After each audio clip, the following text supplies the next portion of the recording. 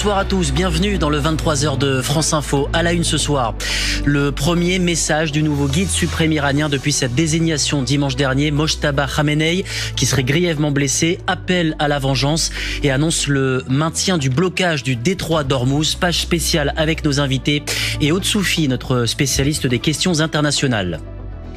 Le régime iranien qui a attaqué aujourd'hui des navires commerciaux, dont des pétroliers.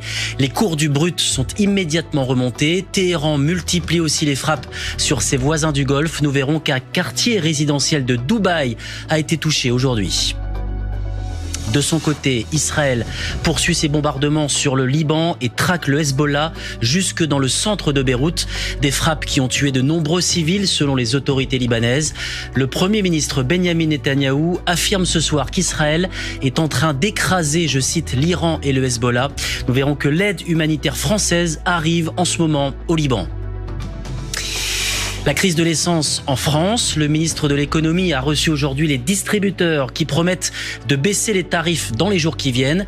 Face à la flambée des prix du pétrole, les compagnies aériennes augmentent déjà les prix des billets, nous dira Manon Martel dans la chronique Écho du 23h dans quelques minutes.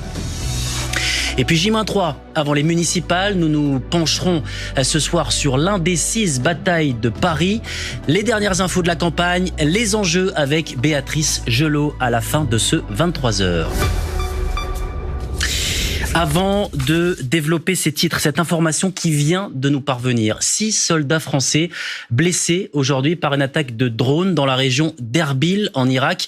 Ils étaient engagés dans des actions de formation contre le terrorisme auprès des partenaires irakiens. Ils sont actuellement pris en charge dans un centre médical proche. C'est ce que nous dit ce soir l'état-major de l'armée.